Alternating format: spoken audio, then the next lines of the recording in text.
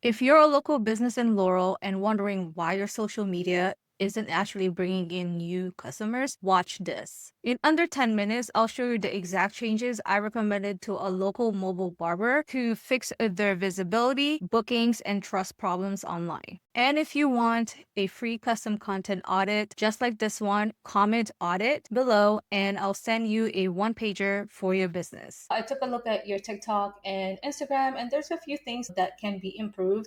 I'm just gonna go over quickly this Google Doc that I have and I'll share it with you. First things first, I would definitely recommend cleaning up your bio. Your bio is like your Instagram and your TikTok bio. So let's go over TikTok. This one right here in the cut, I would definitely leave it on. But on Instagram, if there's any way that you can match it with your TikTok so everything is cohesive, instead of having this right here, I think this is your name, I would change it to something else because right now it's just repeating what your username is. So the one I have recommended here is Lorenzo DMV Barber, Mobile Barber DMV, or you can change it to like Mobile Barber Maryland. Or if you have a specific location, so instead of Maryland, you can say PG County. The narrower that you can get, the better. But if not, just change it to Maryland. For your bio in Instagram, I would recommend removing this mobilebarbershopnetwork.com. It's not serving anybody. When people click on this, it would cause confusion because this doesn't have anything to do with you. So remove that and, of course, keep the booksy.com to keep everything branded so it's easy for people to remember, especially your repeat clients. And when you go full branding, which I'll talk on later, is to have a domain name. So, for example, it could be marylandmobilebarber.com. And then what you will do is take that domain and have it forward to your Booksy platform. So let me give you an example. So if you look over here, it says right here on my link in bio, it's go at perrydasilva.com. But when you click on it, it's not my actual website. I think it's better to view it here on the desktop. Hold on. So when you click on it, you see how it changes to bento.me. So there's a way to just have the domain name forwarded to another website. I would definitely recommend finding a domain name that is easy for people to remember when you do branding on your truck. I understand that wrapping an entire vehicle is expensive, but if you could at least have a sign on both sides in the back that says mobile barbershop book online, and it'll have like a mobile barber.com or something like that. Not only getting free advertisement as you're driving around the neighborhood, people can remember, oh, I go to mobilebarber.com to book next time I want to get my haircut. So definitely have signs in your van. That's free advertisement right there. Your Instagram bio and TikTok, here are some that you can pick and choose or try them all. But yeah, definitely clean that up. All right, the next one would be your profile photo.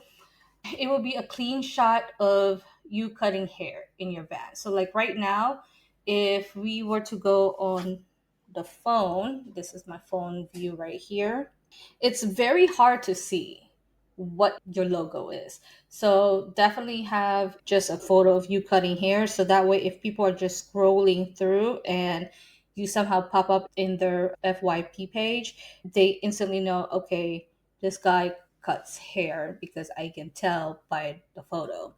For your Instagram, change your Instagram to a business page. The reason why you change it to a business page because of this contact button right here. You see where the contact button is? This will make it a lot easier for people to just call or text you because it has your phone number and it has your email address if you want to. And you also have the ability to add a location. So I understand you know you're mobile or whatever, but I believe you also work at a shop. So I would use that address in your Instagram.